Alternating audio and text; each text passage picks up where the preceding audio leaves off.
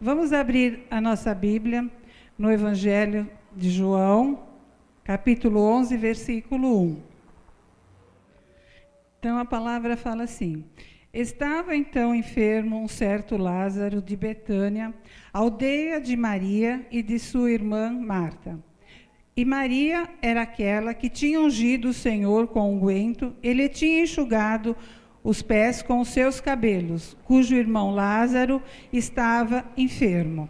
Então, aqui esse texto, ele fala sobre um homem chamado Lázaro, e fala sobre duas mulheres, Marta e Maria, que eram suas irmãs. Nós vemos assim nesses versículos que elas estavam passando por um problema. Seu irmão Lázaro estava enfermo. Na vida, sempre passaremos por problemas. A palavra diz: no mundo tereis aflições. Mas, às vezes, nós nos perguntamos por que as coisas não se resolvem na nossa vida. Ou melhor, por que Deus age na vida do nosso irmão, resolvendo o problema dele, e não faz o mesmo conosco? Às vezes, os problemas, eles parecem não ter mais solução. Parece assim que o tempo acabou, que não há mais nada a ser feito. Então, nós dizemos, se Deus tivesse agido antes, as coisas não teriam chegado ao ponto que chegaram. Ou seja, aparentemente sem solução. Mas, irmãos, nós erramos em pensar assim, que Deus ele vai agir na nossa vida exatamente como ele agiu na vida de outra pessoa. Ou mesmo, que Deus vai agir assim, no tempo que nós achamos que é o tempo certo, que é o limite que nós podemos esperar, que é o limite que nós podemos suportar. Então, muitas vezes, Jesus parece demorar. Quando Deus prometeu um filho para Abraão, não foi depois de 9 meses que nasceu Isaac. Isaac nasceu depois de 25 anos da promessa. Então, nós vamos ver aqui, através desse texto, como Deus quer agir na nossa vida. Aqui no versículo 3 fala assim: Mandaram-lhe, pois, suas irmãs dizer: Senhor, eis que está enfermo aquele que tu amas. E Jesus, ouvindo isso, disse: Esta enfermidade não é para a morte, mas para a glória de Deus, para que o Filho de Deus seja glorificado por ela. Ora, Jesus amava a Marta e a sua irmã e a Lázaro. Ouvindo, pois, que estava enfermo, ficou ainda 2 dias no lugar onde estava. Então, nós vemos aqui que as irmãs mandaram avisar o Senhor Jesus. O Senhor, ele tinha se afeiçoado muito àquela pequena família. Mas a sua frequente estadia naquela casa acabou, assim, por banalizar a sua presença e fez com que Marta e Maria perdessem boa parte da reverência devido a Jesus e, com isso, se acomodaram na fé. Por que eu estou dizendo isso? Porque quando Lázaro ficou doente, as 2 irmãs, elas não foram pessoalmente chamar o Senhor. Elas enviaram um mensageiro que, de tão assim desimportante que era, nem sequer teve o seu nome mencionado na Bíblia. Mas, irmãos, os planos de Jesus, eles eram bem diferentes dos planos daquelas pessoas, não é? E por quê? Porque aqui no versículo 6 fala: Ouvindo, pois, que estava enfermo, ficou ainda 2 dias no lugar onde estava. Então, nós vemos assim que quando o mensageiro falou para Jesus que Lázaro estava doente, Jesus, ele não ficou desesperado. Ele não saiu assim correndo, exclamando: vamos, vamos, antes que Lázaro morra. Ao invés de correr para curar Lázaro, a palavra diz que Jesus ainda ficou 2 dias onde ele estava. Por quê? Será que ele não queria curar Lázaro? Ou mesmo, por que Jesus não curou Lázaro à distância? Jesus estava em Jerusalém, Lázaro estava em Betânia, estava mais ou menos 1 dia de viagem. O Senhor, ele curou algumas pessoas à distância, não é? Quando um oficial de um rei foi procurar o Senhor Jesus, ele disse: Senhor, desce antes que o meu filho morra. E o que o Senhor fez? O Senhor também não saiu desesperado. Vamos rápido antes que o seu filho morra. O Senhor disse: vai, o teu filho vive. O homem creu nessa palavra e foi embora. E quando ele estava chegando, seu criado falou: seu filho está bem. E o homem perguntou: a que horas a febre o deixou? E ele disse: ontem às 7 horas. E o homem entendeu que foi exatamente aquela hora que o Senhor disse a ele: vai, o teu filho vive. O Senhor também curou, né, o criado de um centurião. O centurião também, ele foi implorar a Jesus em favor do seu criado que também estava à morte. Jesus disse, nesse caso foi diferente, Jesus disse: eu irei à sua casa curá-lo. Mas o homem disse: não, Senhor, eu não sou digno de que entres na minha casa. Mande uma palavra e meu criado será curado. Então, nós vemos aqui que o homem, o centurião, ele não fez exigências. Ele somente suplicou, ele clamou por misericórdia. E nós sabemos que o Senhor até se maravilhou com a fé desse homem. E Jesus disse a ele: vai-te e seja feito conforme a tua fé. E naquela mesma hora o criado ficou curado. Então nós vimos aqui, né, que o Senhor curou 2 pessoas à distância. Então por que Jesus não curou Lázaro à distância também, não é? Porque aqui no versículo 4 fala assim: e Jesus, ouvindo isso, disse: esta enfermidade não é para a morte, mas para a glória de Deus, para que o Filho de Deus seja glorificado por ela. Então, aqui nós vemos uma declaração de Jesus que explica o porquê da sua demora. Jesus sabia que aquele problema, ele resultaria na glória de Deus. O problema, ele era uma doença de provação, mas com muitos propósitos divinos. Além de ser, assim, o mais estrondoso milagre, né, que prova a sua autoridade sobre a morte, Jesus, ele pretendia ensinar muitas coisas importantes a Marta, a Maria, aos discípulos e também a nós. E nós sabemos, né, que quando Jesus chegou em Betânia, Lázaro havia morrido. E aqui no versículo 21 fala assim: disse, pois, Marta a Jesus: Senhor, se tu estivesses aqui, meu irmão não teria morrido. E no versículo 32 também fala assim: tendo, pois, Maria chegado aonde Jesus estava, e vendo-o, lançou-se aos seus pés, dizendo: Senhor, se tu estivesses aqui, meu irmão não teria morrido. Então nós vemos aqui, assim, pelo que elas falaram, eu pergunto: será então que Jesus se atrasou? Porque as duas disseram para o Senhor: se o Senhor estivesse aqui, meu irmão não teria morrido. Então, irmãos, é exatamente isso que muitas vezes nós também pensamos. Quando os nossos problemas, eles chegam assim a um ponto que parecem não ter mais jeito, não ter mais solução. Então, nós pensamos logo assim, que Deus, ele não agiu. E agora? Agora não tem mais nada a fazer, agora não tem mais jeito, não tem mais solução.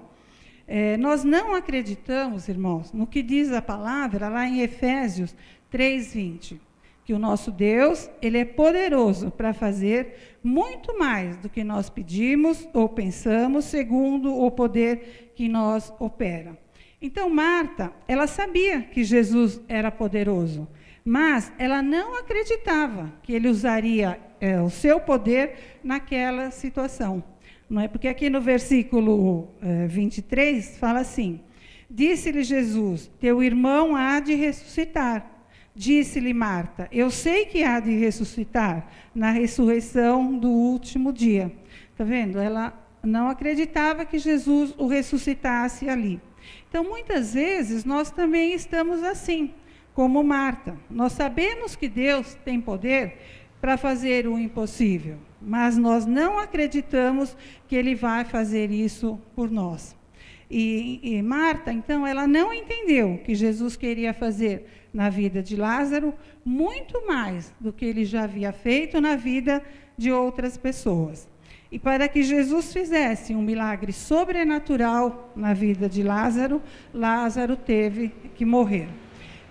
Se Jesus tivesse chegado antes da morte de Lázaro, aquele seria um milagre como os outros, simplesmente mais uma cura. Mas Jesus, ele queria fazer algo maior, né? Ele queria um milagre sobrenatural. Jesus queria que fosse assim comentado em toda a região a grandiosidade do seu poder manifesto na vida de Lázaro. Mas, para isso, Lázaro teve que morrer. Então, talvez hoje, a situação que você esteja passando, também parece assim, não ter mais solução. Parece que não há mais tempo para que algo seja feito. Aparentemente, assim, tudo está perdido. Mas, enquanto você vê a morte, Deus, ele vê a oportunidade de demonstrar o seu poder, a grandiosidade do seu poder na sua vida. Muitas vezes, irmãos, nós estamos buscando um milagre de Deus que nós acreditamos que seja algo sobrenatural. Mas, na verdade, o que Deus quer fazer nas nossas vidas é muito maior do que nós pensamos ou esperamos. Então, nós vemos assim, nesse texto, que Marta e Maria, elas foram assim, impactadas, foram surpreendidas por essa notícia da doença do irmão. Quantas vezes, irmãos, nós também somos assim surpreendidos, às vezes com o diagnóstico do médico, muitas vezes somos surpreendidos com a conta bancária que ficou no vermelho, outras vezes somos surpreendidos com as palavras duras de alguém, outras vezes também as surpresas trágicas de um acontecimento imprevisto. Então, essas notícias, elas chegam até nós minando a nossa fé e minando também a nossa estrutura emocional. Mas nós, irmãos, temos que ter um versículo cravado no nosso coração. Nós não podemos nos esquecer do que fala lá em Isaías 43:2. Vamos dar uma olhadinha? Quando passares pelas águas, estarei contigo. E quando pelos rios, eles não te submergirão. Quando passares pelo fogo, não te queimarás, nem a chama arderá em ti. Está vendo? Então, o Senhor está dizendo que quando nós passarmos pelos problemas, que nós passarmos pelas provações, Ele estará conosco. Mas aqui o que é interessante, irmãos, é que o versículo fala, quando passares, são momentos, são períodos, são circunstâncias, não é definitivo, é temporário, é passageiro. Jó, ele era um homem mais rico do Oriente. Ele era um homem fiel a Deus, era um homem bom, mas de repente ele perde os filhos, perdeu todos os bens e ainda foi atacado por uma doença dolorosa. Os seus amigos tentaram assim atribuir esse sofrimento dele devido ao pecado, mas nós sabemos que não, que foi devido ao medo que ele tinha de perder tudo. Mas também sabemos que Jó se humilhou diante do Senhor e Deus o recompensou, devolveu-lhe em dobro tudo o que antes ele tinha. Então, quando passares, Jó passou por momentos difíceis, mas eles não foram definitivos, para sempre passaram. Então, irmãos, muitas vezes nós estamos passando por problemas e ficamos centrados naquilo, mas nós temos que ter esse versículo no coração. Quando passares, nós podemos estar passando uma situação difícil, mas ela vai ser passageira, ela não vai ser definitiva. Vamos voltar lá em João 11:39. Disse-lhe Jesus, tirai a pedra. Marta, irmã do defunto, disse-lhe, Senhor, já cheira mal, porque já é de 4 dias. Disse-lhe Jesus, não te hei dito que se creres verás a glória de Deus? Então aqui está falando, tirar a pedra. Significa o quê? Fazer a sua parte para a solução do problema. Nós vimos aqui que Jesus não tirou a pedra. Homens a colocaram, homens a tiraram. Então, significa assim, que se você quer um milagre na sua vida, você tem que tirar a pedra primeiro e depois ver Jesus operar um milagre. Por quê? Porque Deus, ele quer sempre uma parceria com o homem para que o milagre aconteça. O Senhor, nós entramos, o homem entra com a fé e Deus entra com o sobrenatural. Então, a pedra pode ser a incredulidade. Muitas vezes nós andamos pelo que nós vemos, quando a palavra diz que nós temos que andar pela fé. Uma outra coisa que pode ser pedra, o pecado. A palavra diz que o pecado faz divisão entre nós e o nosso Deus. Outra coisa, a falta de perdão. A palavra diz que nós temos que perdoar 70 vezes 7. A falta de fé. A palavra diz que sem fé é impossível agradar a Deus. E outras coisas, outros sentimentos que muitas vezes temos no coração, tudo isso são pedras que impedem o agir de Deus, que impede a realização do milagre. Não é? E aqui nós vemos que para que o milagre ocorresse, para que Lázaro ressuscitasse, precisou tirar a pedra. Então aqui João 11:41 fala: tiraram, pois, a pedra. E Jesus, levantando os olhos para o céu, disse: Pai, graças te dou por me haveres ouvido. Eu bem sei que sempre me ouves, mas eu disse isto por causa da multidão que está ao redor, para que creiam que tu me enviastes. E tendo dito isto, clamou com grande voz: Lázaro, vem para fora. E o defunto saiu, tendo as mãos e os pés ligados com faixas e o seu rosto envolto num lenço. Disse-lhe Jesus: desligai-o e deixai-o ir. Então, tiraram a pedra, a nossa parte. Depois Jesus clamou: Lázaro, vem para fora. O morto saiu, a parte de Deus, o sobrenatural. Então, não adianta, irmãos, pedirmos ao Senhor sem acreditar que Ele possa responder. Nós precisamos pedir, confiar e aguardar o tempo de Deus. Não é? Nós vimos que quando o mensageiro falou que Lázaro estava doente, o Senhor não saiu correndo. Então, por isso, irmãos, quando nós pedirmos algo a Deus, nós temos que pedir, confiar e aguardar. Nós não podemos idealizar como, onde, quando, de que forma que o Senhor vai agir. Nós não podemos direcionar o Senhor.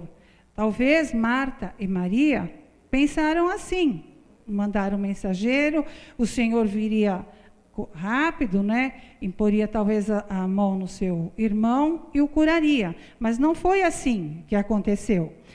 Naamã também. Naamã era um homem importante, a palavra diz, porém leproso.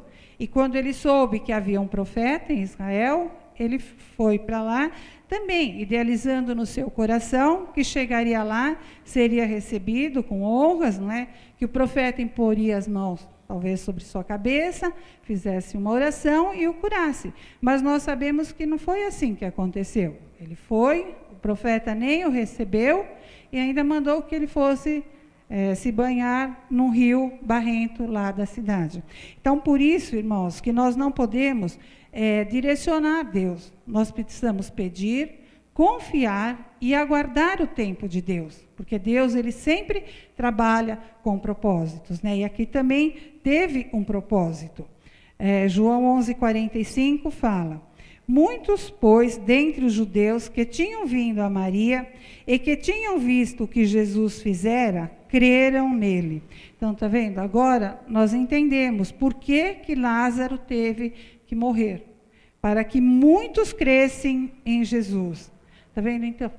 Então Deus, ele sempre age com propósitos. Então foi preciso que Lázaro morresse para que Deus fizesse um milagre sobrenatural e diferente na vida dele, de forma que todos que o conheciam puderam ver o poder de Deus na vida dele.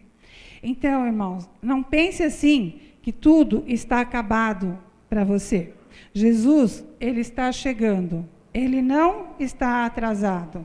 Ele sempre chega na hora certa. A sua hora é perfeita. E ele sempre chega, irmãos, com o seu milagre sobrenatural. Porque esquecer é uma palavra assim que não consta no dicionário de Deus. Ele jamais se esquece dos seus filhos. Ele nunca, jamais se esquece das suas promessas. E para terminar, vamos ver aqui João 11, 25, 26. Disse-lhe Jesus: eu sou a ressurreição e a vida. Quem crê em mim, ainda que esteja morto, viverá. E todo aquele que vive e crê em mim, nunca morrerá. Crês tu isso? Então aqui está dizendo, eu sou, não era ou serei. Eu sou o Senhor que opera no impossível. Eu sou a ressurreição e a vida. Então, da mesma forma que Jesus perguntou a Marta naquele dia, hoje ele também está perguntando a você. Crês tu isso, que eu sou a ressurreição e a vida? Crês tu isso, que eu nunca estou atrasado? Crês tu isso, que eu sempre ajo com propósitos, por isso a minha hora é perfeita? Crês tu isso, que da mesma forma que eu operei o milagre na vida de Lázaro, eu também posso operar na sua vida? Você pode crer nisso? Amém, irmãos.